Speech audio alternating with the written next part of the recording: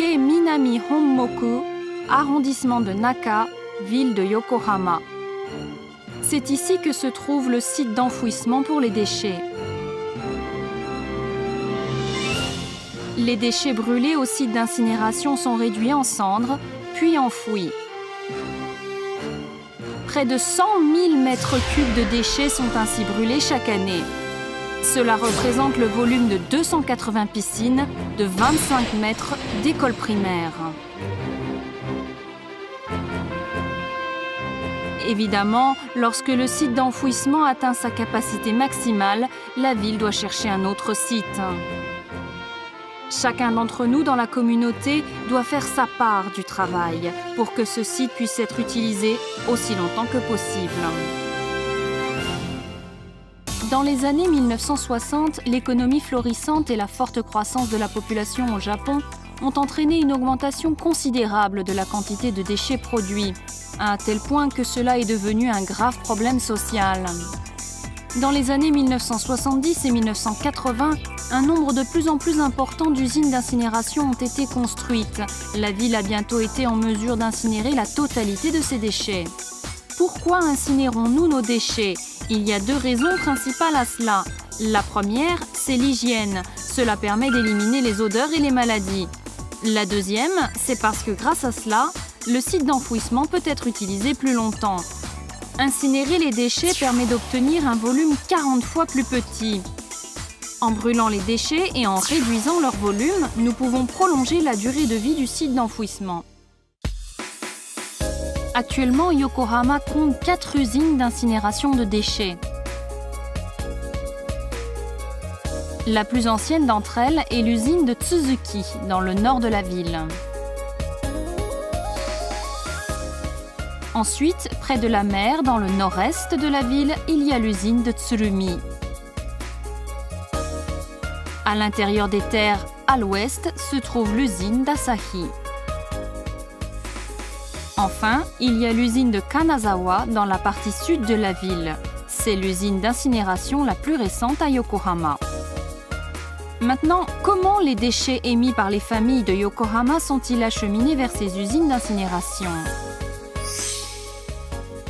Voici une vue schématique du réseau de collecte de déchets de Yokohama. Les déchets qui peuvent être brûlés, collectés dans les zones proches de l'usine d'incinération, sont transportés directement dans chaque usine. Les déchets qui peuvent être brûlés provenant des zones éloignées de l'usine d'incinération sont d'abord rassemblés dans l'une des 4 installations de relais de la ville. Ici, les déchets sont transvasés dans un gros camion pour un transport efficace vers l'usine d'incinération.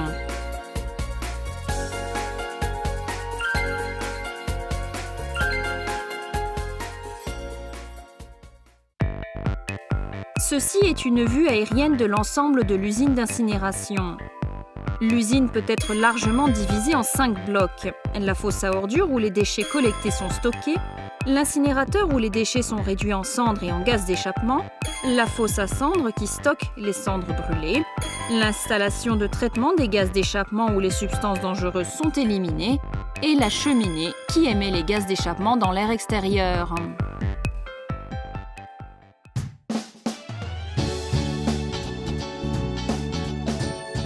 Un camion de collecte est arrivé à l'usine d'incinération, chargé de déchets combustibles émis par les ménages. Le camion décharge les déchets dans la fosse à ordures pour le stockage initial. Des charges de déchets sont déposées les unes après les autres dans l'énorme fosse à ordures. La capacité de cette fosse est énorme. Elle peut facilement contenir tout un immeuble d'appartements de 10 étages. Ceci est une grue à ordures utilisée pour ramasser les ordures. Si on la compare à une personne, on se rend compte de sa taille. La grue est contrôlée depuis cette salle d'opération.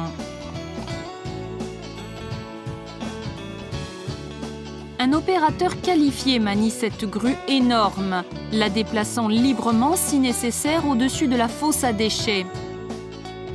C'est un travail qui nécessite beaucoup d'expérience et de compétences. Lorsque la grue ramasse une charge de déchets, le poids s'affiche. Les déchets collectés cette fois-ci pèsent plus de 5 tonnes. La grue ramasse les déchets puis les relâche. Lors de ce processus, appelé brassage, les déchets sont mélangés pour les rendre uniformes. Certains déchets contiennent de l'eau, comme les déchets de cuisine, qui sont difficiles à brûler. D'autres, comme le papier, qui n'en contiennent pas, sont plus faciles à brûler. Les déchets sont brassés de manière uniforme, de l'air y est injecté, ce qui les rend faciles à brûler. À l'aide de la grue à ordures, les déchets de la fosse à ordures sont acheminés vers l'incinérateur. La grue à ordures décharge les déchets sur une trémie d'alimentation reliée à l'incinérateur. Lorsque la grue atteint le centre de la trémie d'alimentation, la lampe de gauche s'allume. Lorsque la hauteur de la grue correspond à celle de la trémie, la lampe de droite s'allume. Lorsque la profondeur est correctement ajustée, la lampe au milieu s'allume. Ce n'est que lorsque ces 3 lampes sont allumées que les déchets sont introduits dans la trémie d'alimentation.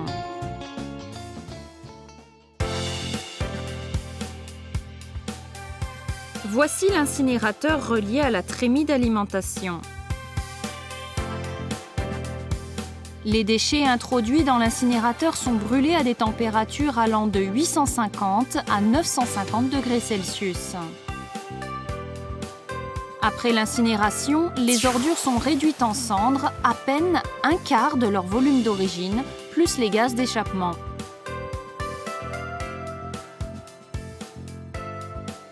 La salle de contrôle centrale surveille l'usine d'incinération 24 heures sur 24, tous les jours. Peu de gens le savent, mais l'usine d'incinération fonctionne en permanence. L'incinérateur ne cesse d'être alimenté par les déchets qui constituent son carburant.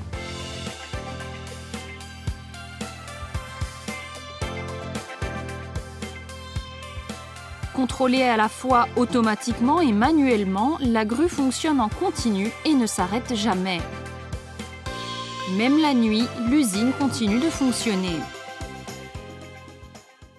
La cendre libérée par l'incinérateur est transportée sur un convoyeur à cendres vers la fosse à cendres où elle est stockée. Ici, les cendres sont ramassées par la grue à cendres.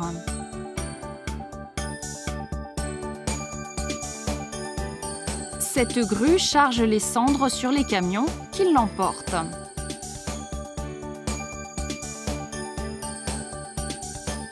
Les cendres chargées ici sont transportées vers le site d'enfouissement que nous vous avons présenté au début.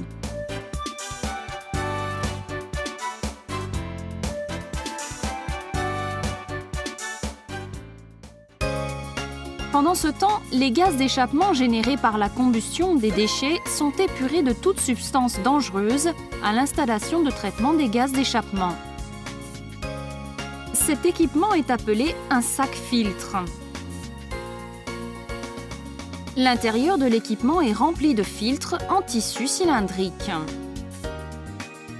Les gaz d'échappement passent à travers ce filtre pour éliminer les substances dangereuses. Beaucoup de gens dans la communauté craignent que des substances dangereuses ne soient générées par l'incinération des déchets. Pour répondre à ces préoccupations, la ville de Yokohama publie les résultats des essais des gaz d'échappement traités. La ville de Yokohama gère les gaz d'échappement en utilisant des critères numériques plus stricts que ceux requis par la loi. Après avoir été traités de cette manière, les gaz d'échappement sont libérés dans l'air par la cheminée. Ce sont les hauteurs des cheminées de chacune des usines d'incinération. La plus petite de ces cheminées est celle de l'usine d'Asahi. Elle mesure 100 mètres de haut. C'est à peu près la même hauteur que la tour marine, symbole du port de Yokohama. Les usines d'incinération font plus que simplement brûler les ordures. La chaleur générée par la combustion des déchets est utilisée pour produire de la vapeur. La vapeur est envoyée aux installations d'utilisation de la chaleur résiduelle à proximité, telles que les piscines chauffées où elle sert de source de chaleur. La vapeur est également utilisée pour produire de l'électricité. L'électricité ainsi produite est d'abord utilisée dans l'usine et les installations voisines. L'énergie restante est revendue à des entreprises d'électricité qui l'utilisent pour desservir les ménages de la collectivité. Il est extrêmement important de brûler les déchets à des températures très élevées. Une diminution de la température de combustion entraîne une baisse de la puissance générée. Le plus grand facteur causant la diminution de la chaleur est la teneur en eau des déchets qui servent de combustible.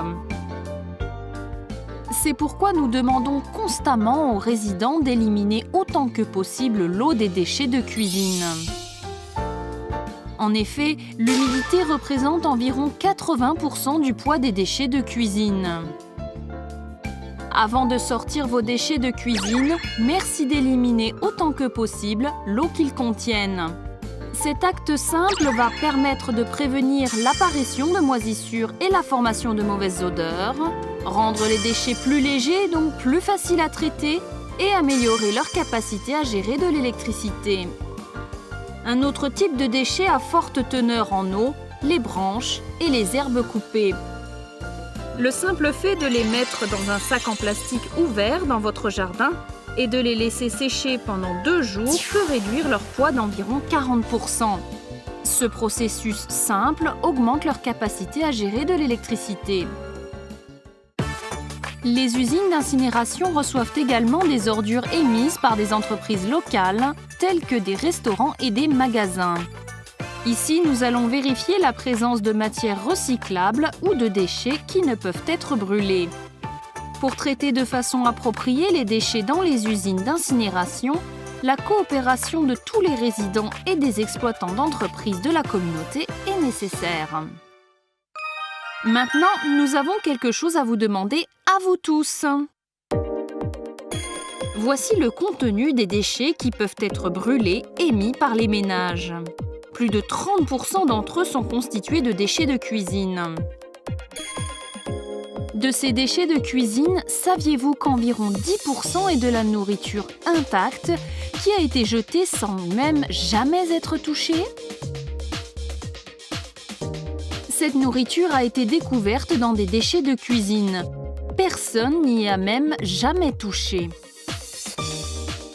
Viande achetée mais jamais consommée? Snacks, fruits et légumes. Quel gaspillage, vous ne trouvez pas? L'achat excessif de nourriture et l'oubli des aliments stockés sont les principales raisons pour lesquelles de la nourriture encore intacte se retrouve à la poubelle. En outre, comme vous pouvez le voir sur ce graphique, beaucoup de matières recyclables qui doivent être séparées sont jetées comme déchets combustibles. Avec un peu de temps et d'effort, nous pouvons tous réduire le volume de déchets combustibles. Et cela nous permettra d'utiliser les sites d'enfouissement pendant longtemps. Ce graphique montre le volume de déchets à Yokohama à partir de 1955. Vous pouvez voir que le volume de déchets a constamment augmenté jusqu'en 2000. Heureusement, les résidents, les entreprises et le secteur public ont uni leurs efforts pour réduire les volumes de déchets en collectant les matières recyclables séparément des déchets combustibles. En conséquence, les volumes de déchets ont diminué régulièrement à partir de 2001, malgré une augmentation continue de la population. Grâce à cela, la ville de Yokohama a pu supprimer 2 de ses 7 usines d'incinération et interrompre les activités dans une autre usine. Le volume de cendres d'incinération utilisables dans les sites d'enfouissement ayant remarquablement diminué, la ville a été en mesure de prolonger considérablement la durée de vie de son site d'enfouissement, défiant les prévisions selon lesquelles l'espace serait bientôt épuisé. Si chaque résident et homme d'affaires fait un petit effort pour trier correctement ses déchets et en jeter moins, cela permettra de réduire considérablement le volume de déchets. Yokohama met actuellement en œuvre un plan appelé Yokohama Slim. Les 3 R. Réduire pour réduire le volume de déchets.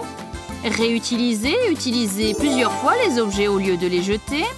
Et recycler, transformer les matières recyclables pour fabriquer de nouveaux produits.